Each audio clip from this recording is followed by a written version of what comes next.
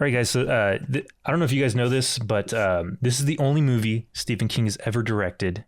And when asked, he said, because, watch Maximum Overdrive, you'll understand why this is the only thing I've ever directed. He also later admitted that he was completely coked out of his mind for this movie. Yeah. So in honor of how the original was made, I went ahead and mailed you guys a brick of inspiration that we're all going to do together. Oh, that's what this is? And yeah. Oh. So let's just go ahead and do that right before we jump in. And the mailing this thing is gonna be a fun does episode. Kind of break the facade that we're in a basement somewhere in Hollywood, but yeah, sure, we can. I use the mail room to do it. Sent it up, sent it back down. Yeah. They were confused. There's also a basement in Hollywood, so it's pretty easy to come across this stuff. Lots of cocaine. This stuff comes out of the walls. That's drugs? Oh, yeah, you didn't. Don't eat the cake. You didn't, use it to... Don't. Okay. There's a cake in the fridge. Don't eat the cake. Might want to eat that cake. Yeah, we might want to for cake. this sequel. Hello, listeners, and welcome to the podcast where we watch a movie and dare to ask the question, what if cars got mad? We are three unpaid interns who have been locked away in a basement somewhere in Hollywood and forced to churn out sequels to movies that nobody asked for. So grab some popcorn, maybe some cocaine, and join us on the ground floor of Sequel Factory. I am Roger. I am Jett. And I'm X. And we're all on cocaine! Woo! Everyone's calling me. From now on, I have to be referred to as Roger. Call me Jetstream because we're going so fast in our big trucks. And you can call me Triple X for all the porn that's taped up on the walls. Now, okay. I won't be doing this. You got to take that down, bud. I'm sure there's an HR issue somewhere. So we watched a movie that was difficult to digest, I think. Whenever I explained to Jenna what movie we were watching, she had kind of a Vietnam flashback. Whoa. And thought back to a time when she was very young, probably 9 or 10 years old. And she said, hold on. And she Googled it really quick. And she goes, this movie gave me years of nightmares. I did not trust going into hardware stores because power tools scared me. Holy crap. Steven, you did it. Yeah. Good job. At least one person. Good job, Stephen King. You scared a 9-year-old. Wow. And that's his only thing that's successfully done that. I don't know many 9-year-olds, but I was one once. That's cool. The end of that. We watched Maximum Overdrive. Maximum Overdrive. Maximum Overdrive! A movie that has a title that is said only once. One time.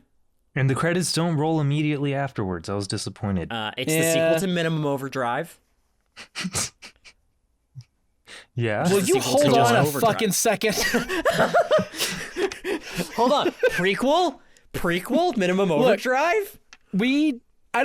Under this format, we haven't done a prequel yet, so that's a possibility. But we have to talk about the first movie for just a second. We'll do a sequel to the podcast when we finish Sequel Factory and our body of work is complete and perfect.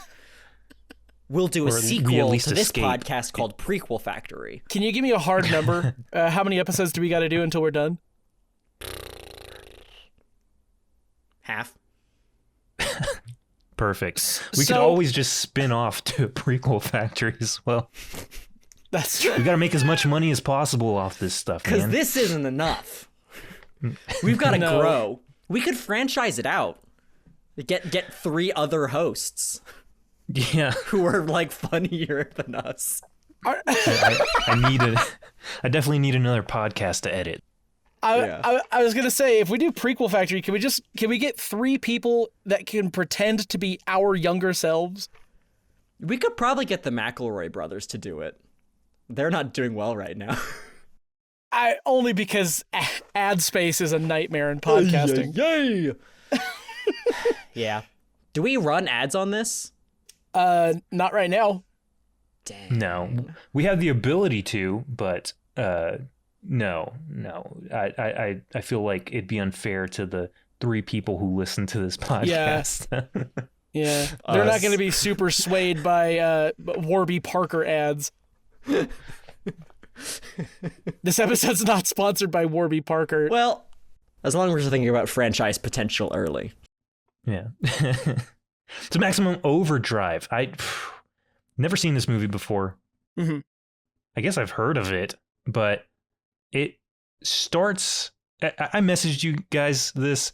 The very opening shot of this movie is just a still of planet Earth with text over it, right? About talking about some comet or whatever.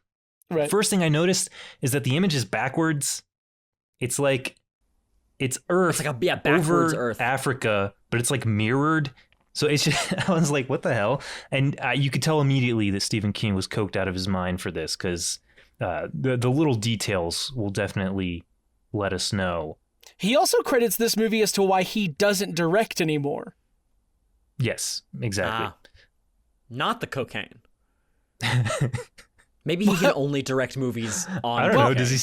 Does he still do cocaine? He was actually it's rumored that he was going through detox during this movie as well. Maximum Sober Drive. You said what? Maximum You said Sober Drive. what? Maximum Sober Drive. Look, I have one role in this podcast, and that's to come up with bad names. Okay, so you sit the fuck down and you let me have my time. I'm sorry, sir. I didn't mean to step out of line. There's a rumor that George A. Romero helped direct this movie during times when Stephen King was unable to. Okay, so It's beautiful friendship. coked out of his mind, whatever. I would have imagined something worse, but there are genuine scenes in this that have like complex camera work and stuff, and I'm like, Yeah. there's no way, right? It is not. It is not an incompetent film. Really, Yeah. it is at the level that it is. It's no Jaws. It's if I can give a. We haven't talked at all about the premise of this movie. I want to No. give like a bit of a sort of genre comparison. It's about vehicles on cocaine. It's. Have you guys seen? I think probably the closest thing to this structurally would be. Have you guys seen the movie Frogs? So that's so funny. I was going to say, if you wanted a firm understanding and apprehension to what this movie is, imagine if it were called Trucks. It's Frogs, but with trucks. It's Frogs, but Hold on. Trucks. There is a Stephen King movie called Trucks. I decided not to There click on it can't because be. there is. That can't be. Okay, hold on. Now I got to see what it's about. But no, there is. I promise you. He made trucks and he what? Well, he at Did he least like wrote come up with them at the Trucks. same time? Did like the idea get split in half? So Trucks is a short story by Stephen King, first published in June of 1973. In the 1973 issue of Cavalier magazine, and later collected in King's 1978 collection Night Shift. The basic premise of Trucks was the basis God, for the film Maximum Overdrive. Okay, it's trucks. We're talking about trucks right now. It's true. Holy shit. Yeah. I didn't see Perhaps this the coming. sequel can be called Two Trucks. Two trucks, two truckies. Two trucks. Two trucks. It's called Two Trucks Twice. So, okay, the premise. We have to talk about the premise of the movie. The premise. The Earth in its orbit enters the tail of a comet for approximately 7 days. Upon doing so, all of the machines on Earth start going crazy and trying to kill people. That's the movie. It's mostly trucks, though. It is mostly trucks. There's yes. like an electric knife. There's a lawnmower. There's a steamroller. Hey, the A steamroller, vending by machine. the way. that Wow. crushes that That kid, Yeah. that kid got it bad. I can see why Jenna was terrified at 9. Yeah. I mean, the coach gets it pretty bad too with the soda can to the head. and all those kids have to watch him die. Yeah. See, the movie is structured kind of interesting because it's set as a series of sort of vignettes, sort of explored and intercut around sort of a city or a town. And machines start going crazy. They start like going after people as if haunted by that bastard Beetlejuice, murdering, doing terrible, horrible things, including like, an electric knife goes after someone. A lot of people are getting run over by cars and trucks. You see like people hanging out of windows with like phone cords tied around their necks. Don't know how that would have happened because or the girl with the blow dryer hanging out of her window. I have theories on how this sort of possession works. There's also they explain that it's anything electrical, anything off of a main highway, but then you watch some of this stuff and you're like, well, there's no way. Like, why would that thing be going off? But then the car that these guys are driving isn't turning on them, you know? I asked that so many times. It's really inconsistent in which and what machines end up going feral, end up going into a sort of maximum overdrive, you might say. You could say that. In one scene, pretty early on, there's like a kid's like baseball team on a baseball diamond, and the coach goes over to a vending machine. And I think I have seen this scene from the film before. Because the vending machine starts shooting cans out at this guy, just destroying his entire body.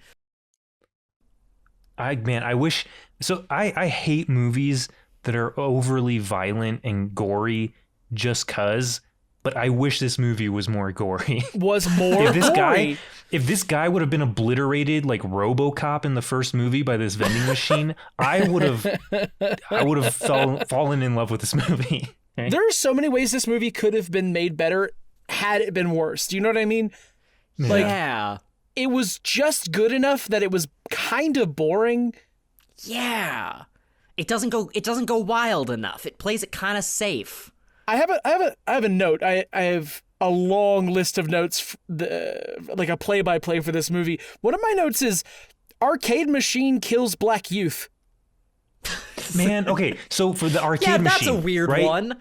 So the movie takes place mostly in a truck stop, right? That's why it's a bunch of trucks and all that stuff. But when we're introduced to all these characters slowly in the truck stop, and at one point we just cut to a game room, and it's kind of hard to tell that it's in the truck stop, except that there's an establishing shot within the truck stop of the game room door, and then we're inside the game room. There's one black guy in there, and all the machines are going crazy, and he's just kind of like, whoa, like coked out of his mind, like, holy hell, he does say what's something. Do you remember what he says? No, I don't.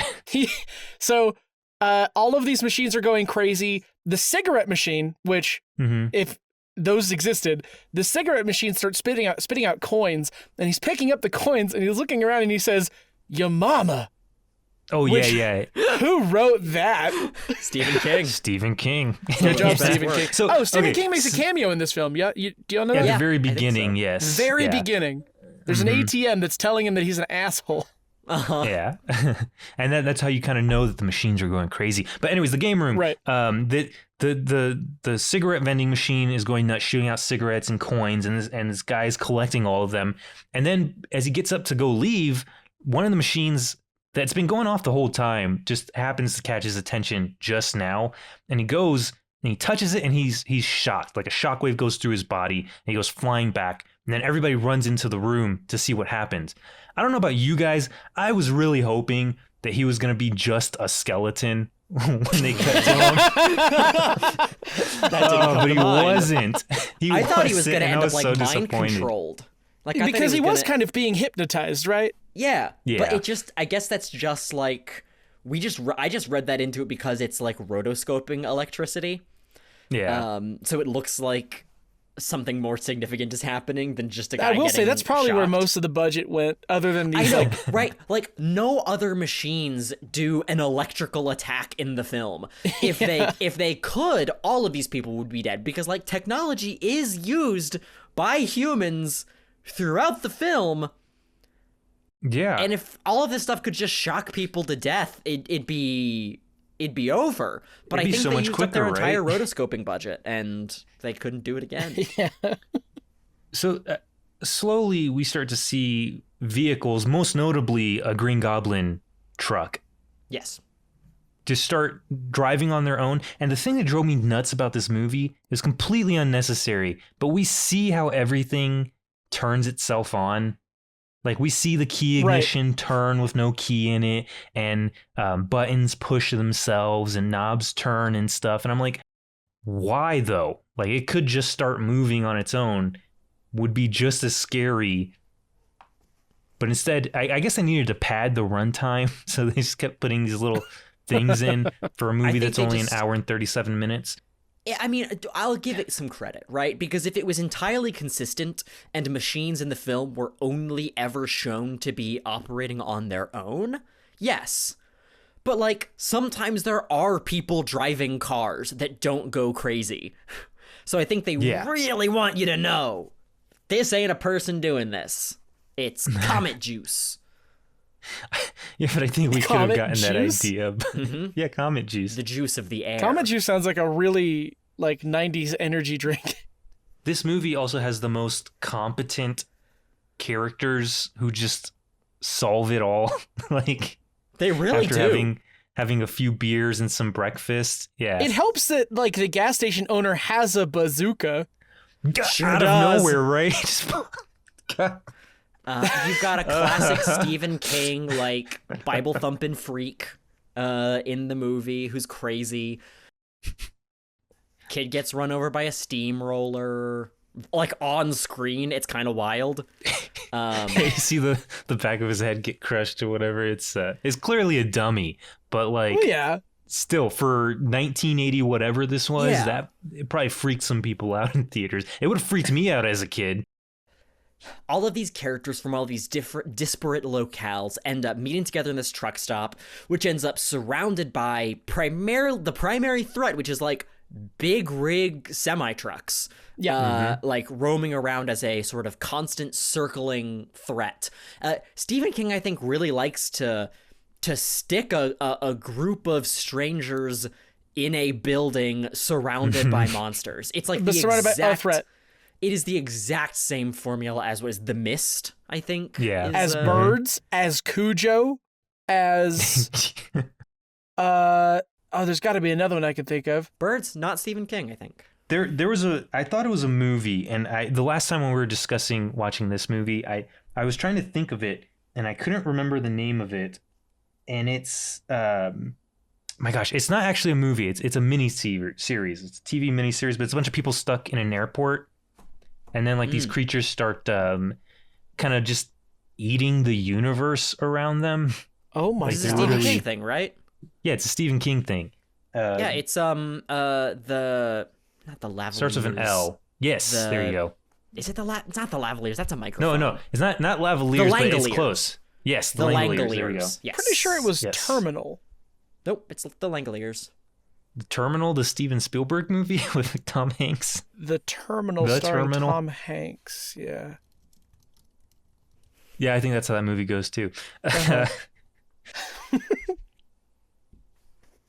Can we put Tom Hanks in our sequel? We could do whatever we want, man. That's We got an awesome. unlimited budget and cocaine. There's a guy in the Langoliers named Tom Holland who's an old man. But his name is Cool. just Tom Holland, and he plays a character. So let's get some of these characters out of the way. There's Bill, who is He's our like this hero. like kind of rough and tumble Emilio college Estevez. graduate who got caught with a bunch of money. There's the gas station owner parole. who's kind of a big boss character. He's mean. Okay, hold on. Before we He move dies. on, the truck stop owner, is his name Bubba? He does refer to himself as Bubba at one point, but he also refers to every other character as Bubba. Yeah, okay, great. I was watching this movie at 1.5 speed, and I was like, is he calling Emilio Estevez Bubba? I thought his name was Bill, and it just kept going. So I was like, all right, whatever. I guess we'll find out when I talk to the guys. And then we also have Brett, a hitchhiking girl who has a lot of common sense at first, but the second she sees a cute guy, it just kind of turns into a cliche, right? Their introduction was fast. Mm-hmm. Yeah, she's just, you're cute. Not that cute. About 2 hours later, they'll be getting pretty intimate. She does just enough like, hey, leave me alone. I'm serious. To like mean guys who were like, when ugly guys hit on her, she's hey. But then when hot protagonist hits on her, it's that sort of like paying lip service to feminism by showing guys being mean to a woman, but it's actually just kind of another form of sexualization in film, because it's a little more harmful than they meant it to be. Yeah.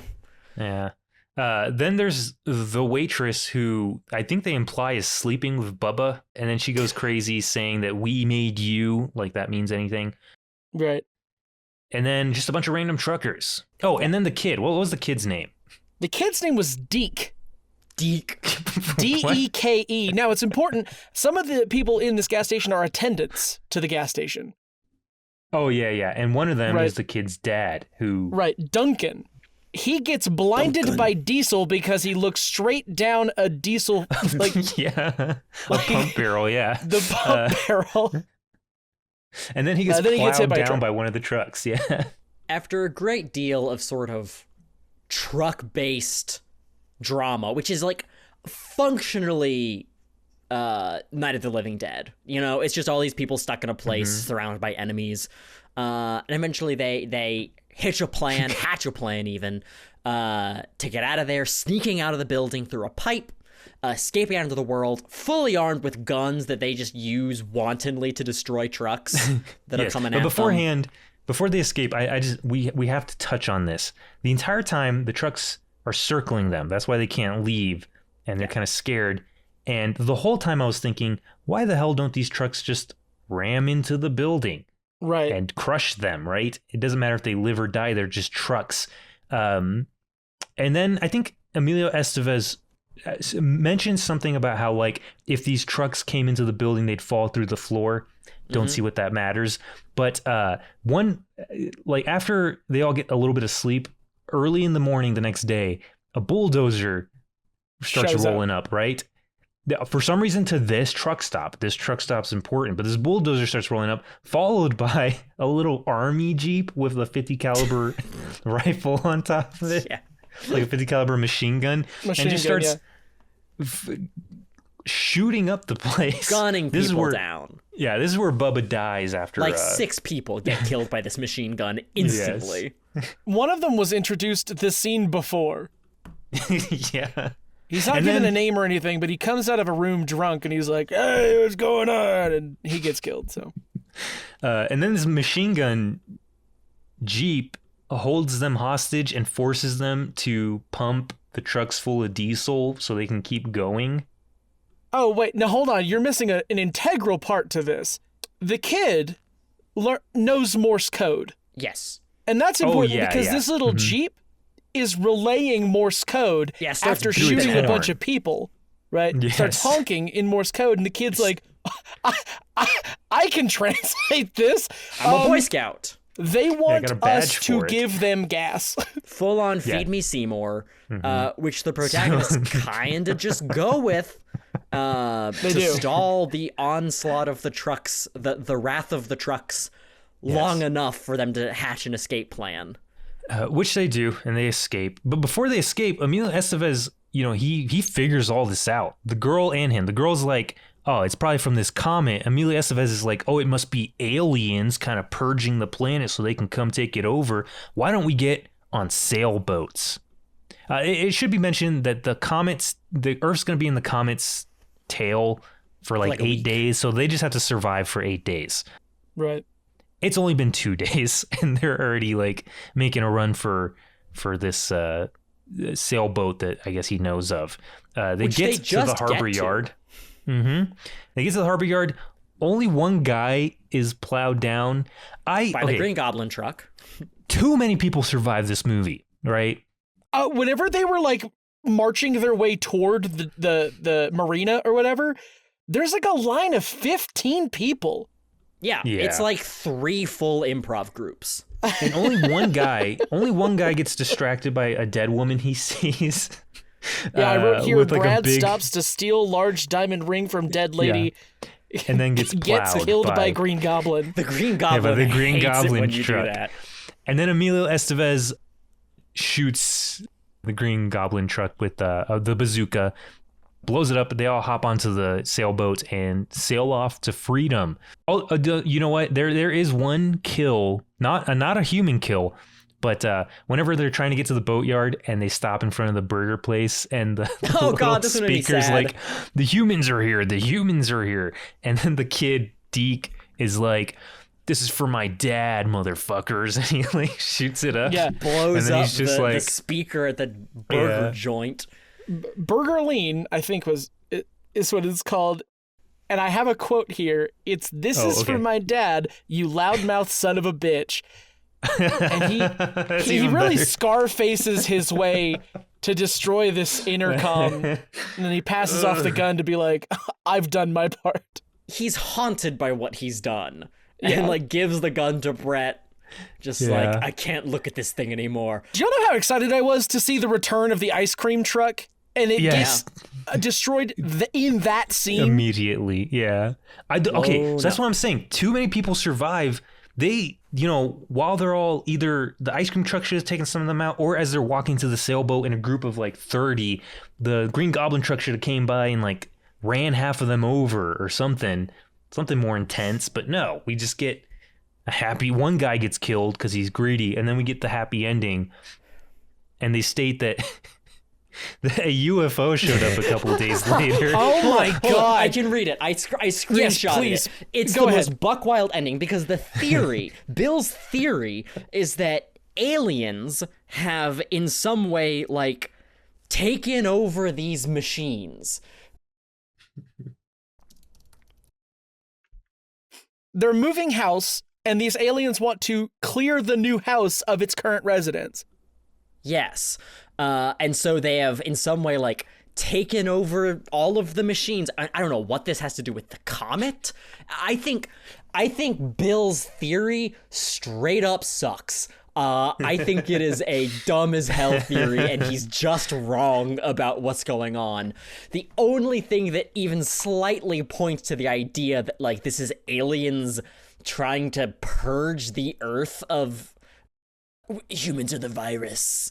Nature is healing, or whatever.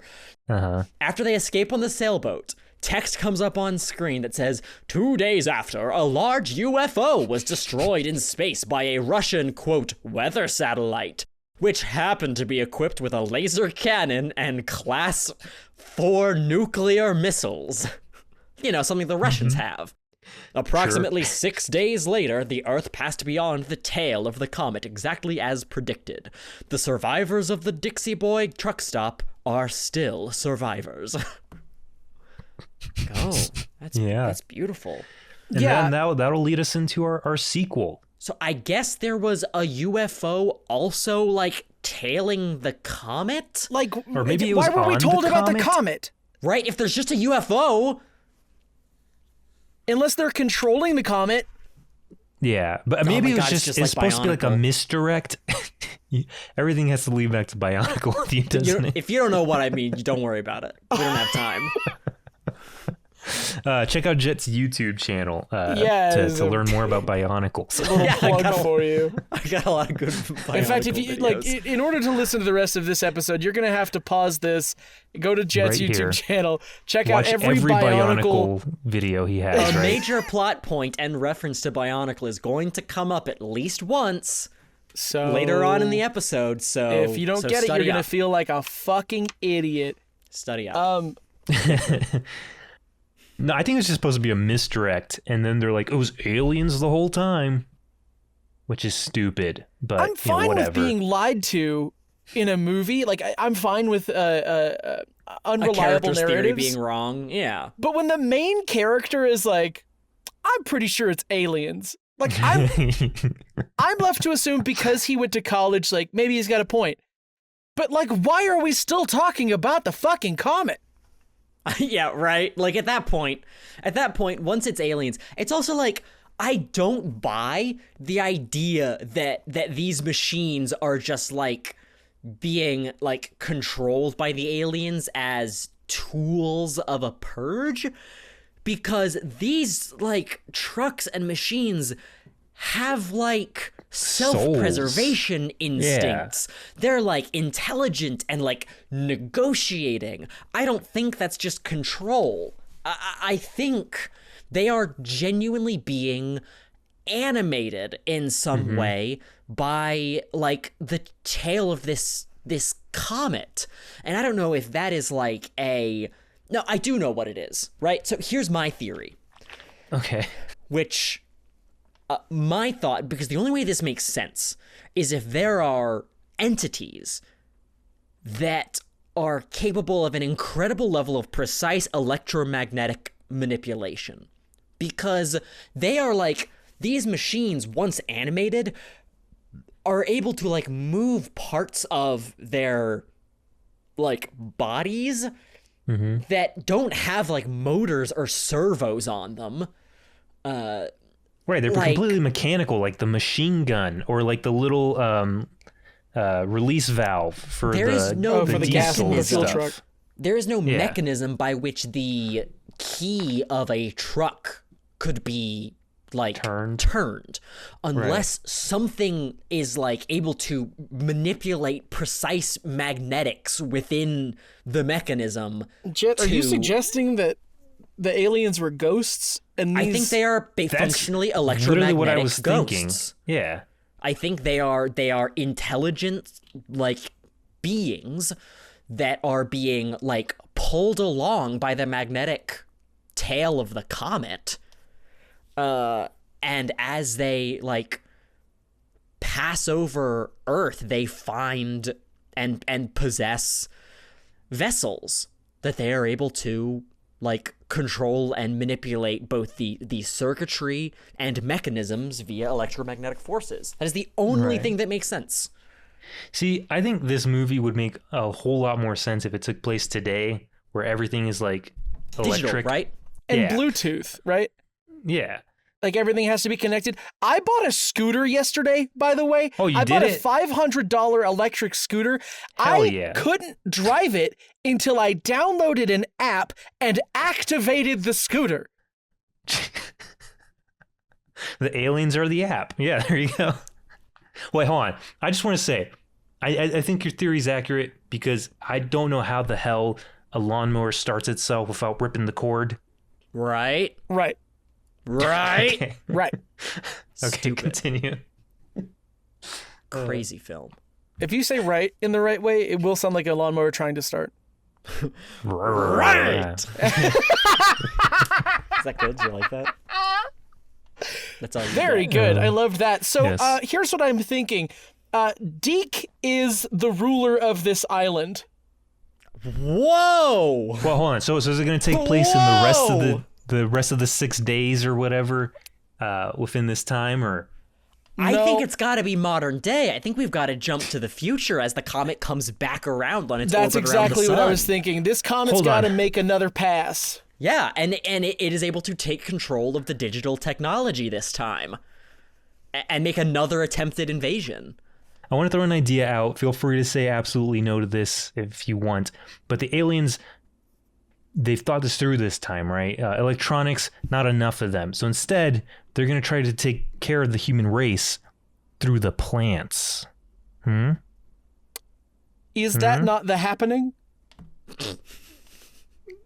That's the plot of The Happening. Yeah. Planning to kill me, to murder me in my sleep. And then we have Mark Wahlberg in it, you know, and he talks to a houseplant that's plastic, you know, and no? Okay. All right. Jett said no, so let's move on. Boy. I think it's gotta be phone bad. I mean. Yeah. I don't mind phone bad. Phone definitely bad, but phone needs to be more of a threat. So I haven't seen Y2K, the movie that was just recently released by A24. I think it's a similar premise, and without having seen it, we're going to make it better. So let's... I think I have a broad idea, right? Okay. So, I think you boys are going to like this. So, the comet comes back around, or at the very least, maybe yeah, so the comet comes back around. At some point, we've got to integrate the UFO, and I think I actually know how to do that. Okay. Okay. So, the UFO, right? We're just on Earth. It's modern day, and probably the main character can be Deke, the kid from the last movie. Sure, he would be who like is what, now like grown up, probably very middle aged. He'd be in Played his by- 50s. Yeah. Played Yeah. by Tom Hanks, maybe Tom Hanks. Tom Hanks is way past his 50s. Hey, Tom Hanks can play Bill? any of the dudes who, any of those truckers who lived at the end. Yeah, we don't know any of them, but He could be the but he fat lived one. it. Yeah. Yes. No shade on Tom Hanks, but the fat guy, I never learned his name. So. But he was like lovable, and he was one of the survivors at the end. He's the one who took out the ice cream truck. Oh, true. Okay. Yeah. So that's Tom Hanks. It's modern day. The world is inundated with technology, but Deke, traumatized by technology as a child, lives like essentially like off the grid, right? Oh, is he a Unabomber type? Yeah, right. He's like Okay. like a homesteader. He's like Laurie Strode in the 2015 Halloween. Mhm. He lives kind of separated from technology, almost like Amish, like off at the fringes of his town. But he does have a family, right? He had gotten married, got in a relationship with a woman, but ended up divorced as technology advanced and the world moved to a technologically reliant place, right? Where like you can't get a job without a phone, all of these things, Right. Deke refused to integrate any of this into his life, and it tore apart his relationships with his wife, his broader family, and so now he is just pretty alone. His grandkids still like try to visit him. In fact, like maybe like one of the grandkids is also like another perspective. Maybe like Deke is one perspective, one of the grandkids is another. The Tom Hanks character, who also survived, is another perspective. So we can kind of start with the same formula of all of these different people who kind of end up in the same place, right? The movie progresses and stuff starts going weird technologically, right? Like all of the digital stuff now is starting to go crazy. Like people's accounts are getting hacked, traffic lights are getting messed up, all of these like digital computerized systems all over the world.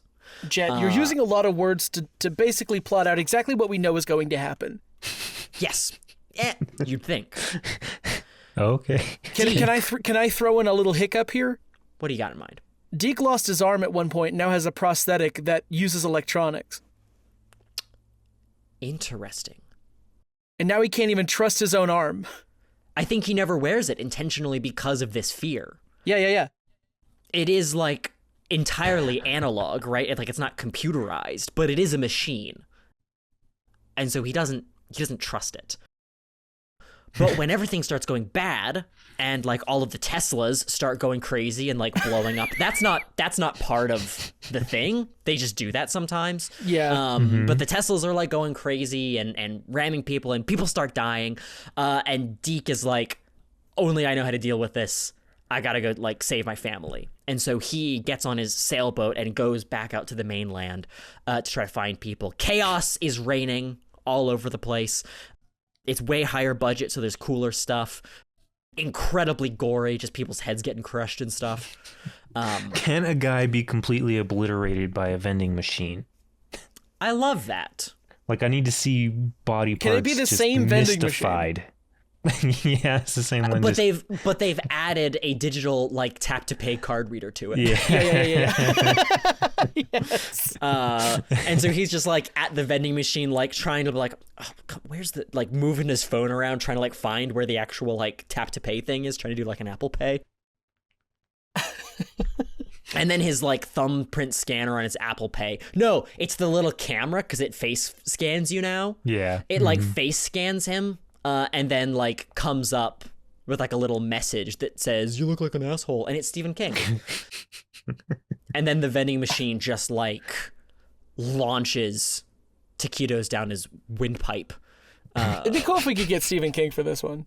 Yeah, I think we can do it. Oh, you think he'll direct? Gotta be. Man, I feel like the legacy would kind of write itself, though, right? If we could get him to direct the sequel, why not? Right? Yeah.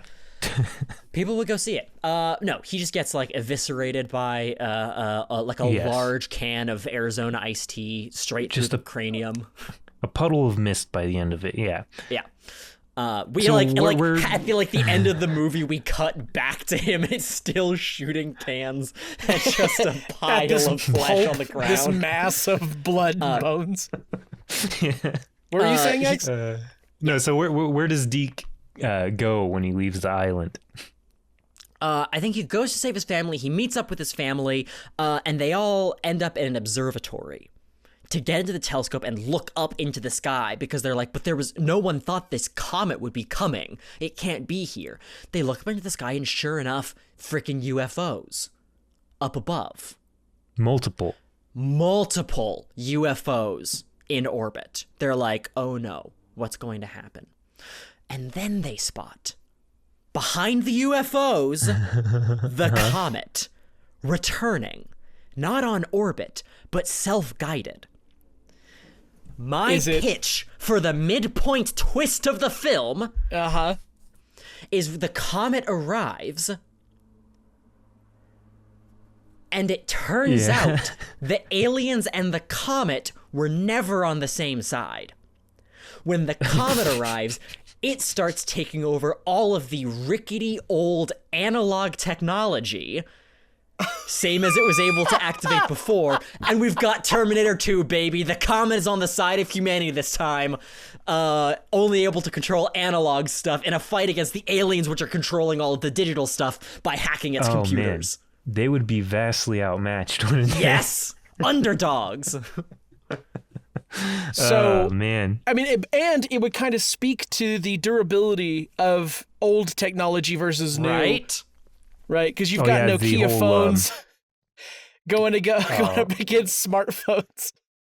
I guess that's when still the comet digital, gets isn't it? here, it's basically like, hey, like, you did kill more of us, but, you know, we were going to go out anyway, but, like, probably, like, goes to, like, Deacon is like, you're the only ones who showed us any mercy, you know, in refueling us. Yeah, even though they were forced to. Yeah. Yes, but, you know. They play a recording of what did he say, Roger? This is for my dad, you loudmouth son of a bitch, or something like that. Is this we'll you? Let bygones be bygones. Okay. And right when things... Sorry, go ahead. No, I was just going to say, I like the idea of, like, mechanical sort of analog technology versus, like, all this stuff that's planned obsolescence, kind of going up against each other. And so it's like bulldozers, a really good blender from your grandma that's never broken. Versus like Roger's scooter. Yeah, my new scooter that requires Bluetooth to do anything. I can turn it on and off with my phone. There's no fucking point. Why would I be able to do that? And I think in the middle of this, like... aliens. Deke finally is like, I can't work with the things that cause me so much torment. And so he's like kind of like down, and then... I don't know, maybe like a backhoe like picks a flower and gives it to one of his grandkids as a peace offering, and he sees, okay, well, they've changed, right? Like their experiences here. They've evolved to a sort of progressive sort of peaceful culture in the last like 40 years off in space. They kind of reflected and be like, maybe we were a little bit harsh. That almost sounded like God for a second from the Frogs episode. A little bit. Could be.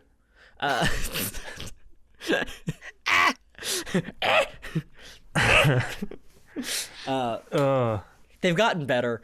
And so I think Deke finally looks over at his prosthetic arm and puts it back on. His prosthetic arm now, of course, is possessed. And they go out to do like super strength punches on Teslas or something. With his possessed prosthetic arm. Oh, they start fighting Cybertrucks. What's their plan to work with these machines to destroy these aliens, right? Because like all the missile systems that we know of are digital. So how do we kill the aliens? I was gonna say like analog technology versus digital. You'd have like, what's the biggest analog thing you can think of, right? In my head, Eiffel it's Tower. like a tractor. You said the Eiffel Tower? Well, No, that was stupid. I'm sorry. Wait. The Eiffel Tower, I don't know about right now, but originally had a... moving parts. I was going to say an elevator within it that was controlled via weights. Mm-hmm. That's what I was going to say. I was going to say like a pulley elevator system or something. Yeah. But meanwhile, the biggest digital thing I can think of are those giant dump trucks for like mines that you see that are like the size of a whole building. Oh, yeah. Or like an entire freighter like in the ocean. So the sailboats aren't an option anymore. They start just flattening entire city blocks on their way to get Deke in the observatory. So it seems pretty helpless, right? Like, absolutely. How are they going to get out of this? So what eventually? I mean, what does it in the original movie? A bazooka, right? A bazooka. What is their secret weapon against these things this time? I say that the humans go even further back. Yeah. Oh. Instead of using analog or digital, we just start using the most basic of tools against them. Like sticks and stones. Like a pair of scissors. Like simple machines, right? Like hinges, pulleys, levers. Yeah. A catapult. Like start using catapults against. Yeah, we build a trebuchet again. You know, that's the thing, like, if you think about it, right? Like, the analog machines, you had to, like, blow them up because they're, like, robust. With, like, if, like, a Cybertruck is coming after you, you just, like, you know, use a crowbar to break in through the door and then, like, cut one wire right in its panel and it's done. It's down. So, see, yeah, I think we start going back to, you know, using clubs. I mean, to protect ourselves, we could just put on knight's armor. Slashing tires. Right. Yeah, you put little strips of nails and like 2x4s full of nails down and keep them from entering certain spaces. Okay, you know what? I've got an idea. Okay. They realize, because here's the big question. Why are they not, like, obviously they have the nuclear codes. If these aliens want to clear humanity again, well, they also want a viable invade, planet, don't they? Right. They could just, well, we don't even know if they're biological, right? They might not be affected by radiation. It could be straight up the Decepticons up there. So machines are sending machines? That's pretty wild, but it could happen, Roger. In the original movie, they transformed into giant robots. That would have been insane, right? That would have been cool, dude. Yeah. What if it's two factions of alien robots, dude? Fighting each other in a war on Earth? So we just made a Transformers reference. It's just a Transformers movie. Yeah. I am waiting with bated breath for your Bionicle reference here. We'll get there.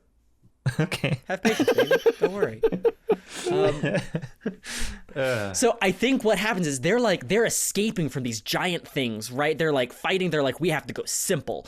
And so they're like riding on the backs of like old Ford Mustangs, jumping onto Cybertrucks and slashing tires and clipping wires, like launching like rocks into stuff and just like going crazy, like full Mad Max style, like action scenes down the highway as they're escaping all of this. Well, we know from real life that Cybertrucks are not impervious to Molotov cocktails. So a lot of those, right? A lot of just flammable, explosive stuff going towards these digital monstrosities. And Deke is questioning, like, or maybe one of the kids probably is questioning, like they have the nuclear codes. Why don't they just blow us all up? And then Deke realizes, well, if they do that, I mean, that would launch in, like a nuclear bomb in orbit would set off an EMP sort of shockwave that would wipe out all of the digital technology. So they can't. Yeah, because Deke knows all this. Right? And that's like the realization. Yeah. Okay. They have to journey a road trip against a constant barrage to an abandoned missile silo that has analog nuclear weapons inside.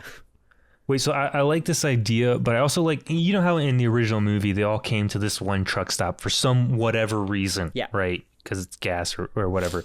But I like the idea that they know about their plan because one of the grandkids is so like hooked to their phone they can't get rid of it, and so they overhear this plan, and that's how they know to go after these people specifically. We have to have a way to actually let the audience know that there's reasoning behind this stuff. I love that. Yeah, I would think it would be like the comet spirits would like Morse code communicate to Deke in sort of like R2D2 C3PO fashion where like it's not translated. He just talks to them. Yeah. What's that, boy? Communicates like we've located a missile silo. We are capable of launching this analog missile, but the hinges are all rusted. We can't get it open. We need you to get there. You and your WD-40. Yeah, spray some WD-40 on that. And so yeah, you end up with this huge and of course, like one of the grandkids can't put down that damn phone and ends up giving it all away. Right, yeah, their location is revealed. It is a constant barrage, sort of action scene gauntlet to get to this missile silo, pry open the hinges as huge machines, like that one Gundam statue from Japan is running up there. I think you would probably have like that animatronic Na'vi from Disneyland is showing up. Oh yeah, I was gonna say, man, they have all the Disneyland animatronics on their side. If the studios are like, this is not a known IP, we can pull a Space Jam 2. We can get IP in this film. Don't worry. Oh man, I mean, they did have the Green Goblin truck in the first one, so we need some recognizable like IP, right? Yeah. I don't know how a lot of these companies are going to feel about their products being portrayed as evil. Oh no, the animatronics are on our side. No, the animatronics should be hella digital, except the ones from the Hall of Presidents. The Hall of Presidents is a small world. Those would be probably most of the Haunted Mansion ones are analog. Yeah, probably the newer Hall of Presidents animatronics would be digital. So they do have Donald Trump. Like they do, the aliens do have a Donald Trump animatronic that they've got. The aliens have Donald Trump? Yeah, they do. But we've got our main man, Bill Clinton, to save the day.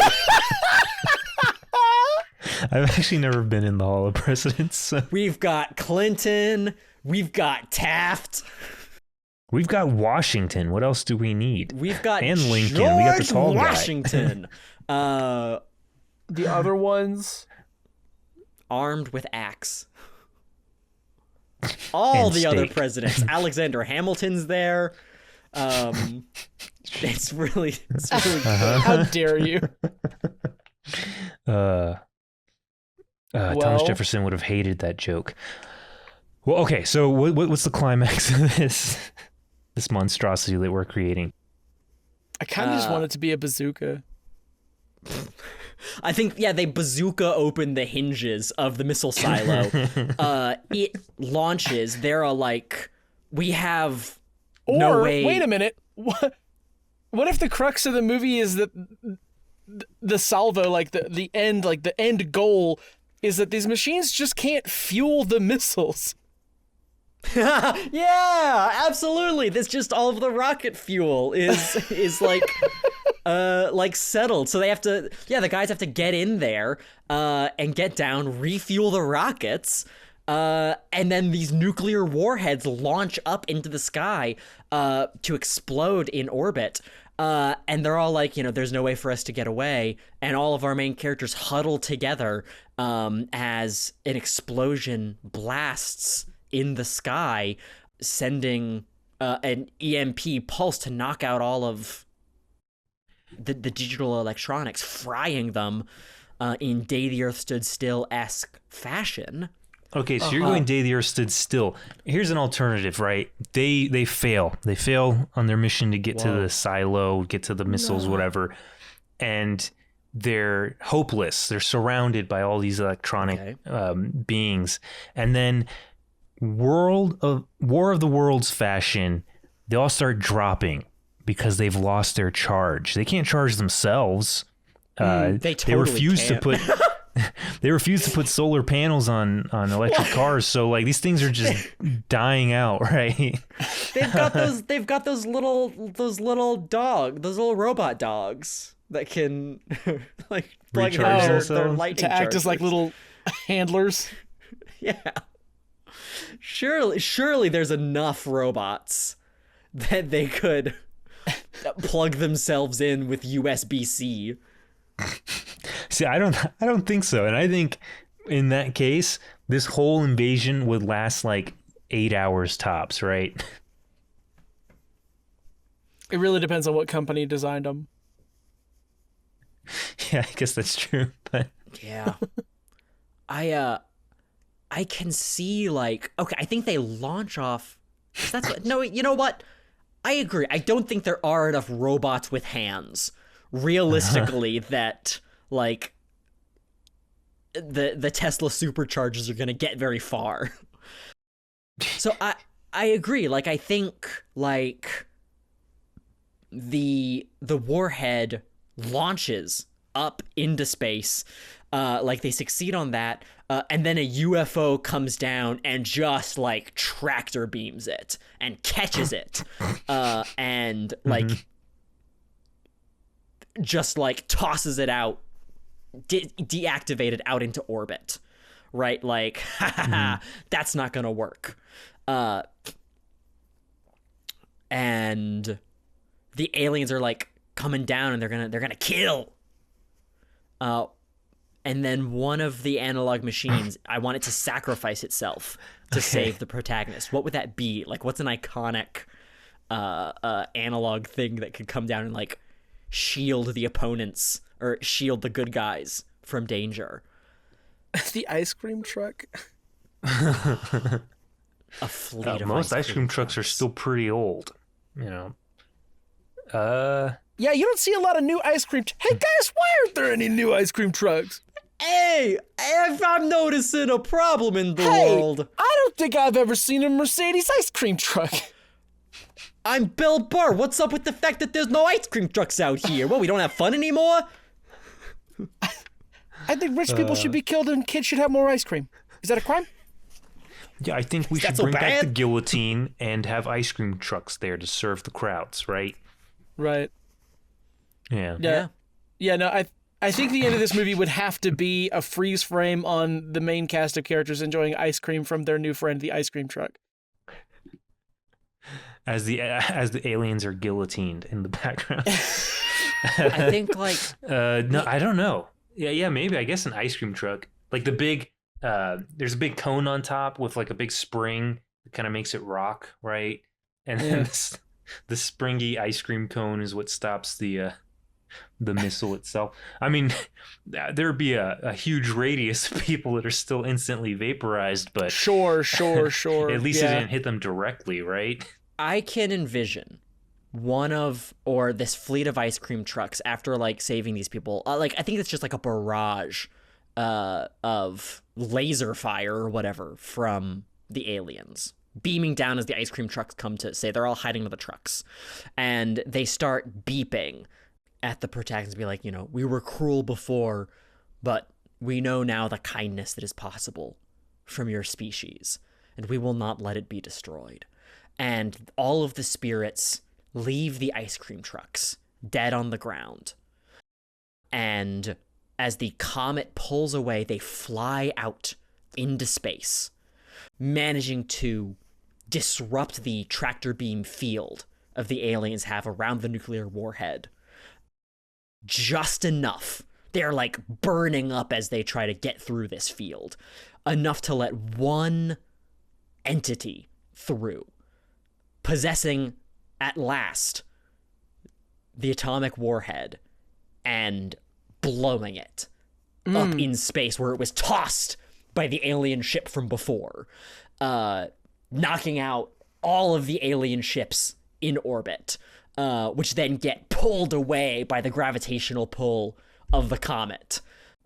The aliens Jett, has are gone. anyone ever accused you of speaking in run-on sentences? No, that's new. That's never come up ever. No one's ever noticed that before. No. Have you ever listened to any of our episodes? No. Yeah.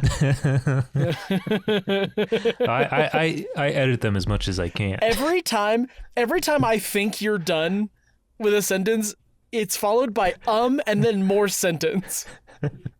That's good improv, baby. I'm yes-ending myself. I don't think so, buddy. That's good improv. It's good though because I had nothing for this movie, so A good performer, just taking it all in.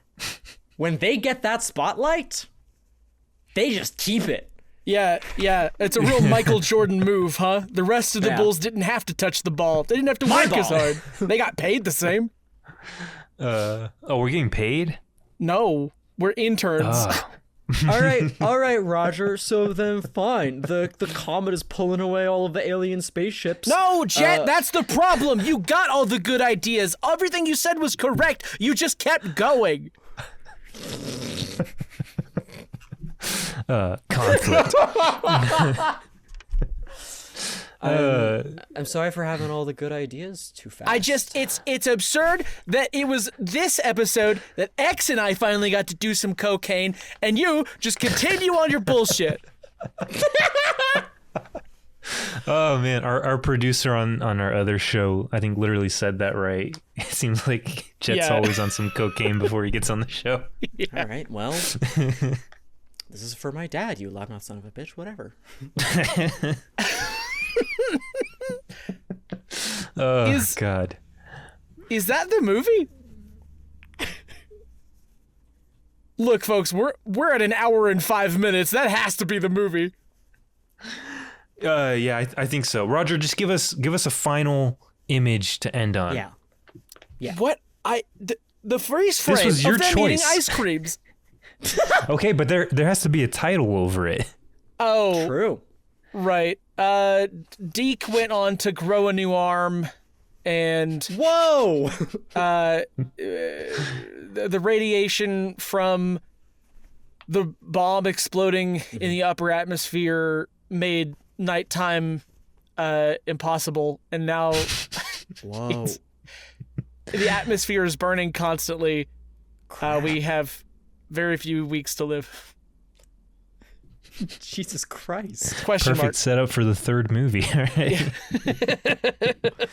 What's the Whoa, film okay. called? What's the what? What's the film called? The Maximum movie. Overcharge. Oh, Huh. that's actually Max. good though. That's actually Max. clever as hell. No, X, shut the fuck up. You did it. You did it already. They're buying. Stop selling. Oh, damn. Okay. Fair enough. That's so good. Well, do we have another movie for the next episode? I thought since you picked this one and I picked the one before, it'd only be fair for Jett to pick the next one. If you have anything in mind, Jett. I can't possibly. I can actually. Uh-huh. Oh. I would love to do Little Shop of Horrors. Okay, we're keeping it oldies. Sure, why not? I don't think there's a sequel to that. Not yet. I do think Hollywood's working on one. But until they create like a bigger Shop of Horrors, I think we're set to go. No, that can't. Is that the okay? Oh, is that the title? Did we come with the title for the next one? Is it just Bigger Shop of Horrors? Yeah, I like that it's bigger. Not suggesting that it's actually large. It's just bigger than little. It's not a big Shop of Horrors. It's just a bigger Shop of Horrors. Bigger Shop of more horrors. Well, dear listeners, next time. Let's hope that this is the sequel, and I doubt it. That will win us our freedom. But if that doesn't happen, you can expect to hear another episode 2 weeks from now. This one's gonna work. Maximum Overcharge? Huge IP potential. Yeah, the name itself is probably enough. We've got Taft in it, dude. Maximum Overcharge. We've got Taft. Hold on, before we end, I do want to say, Trucks, the little TV movie they made called Trucks that wasn't Maximum Overdrive, had a perfect a tagline. It's "You turn, you die." Just like when you're driving and you make a U-turn. Yes. Yeah. Oh, that's good. X, say the thing. We'll catch you guys next time on Sequel Factory for part 2. The sequel Continued.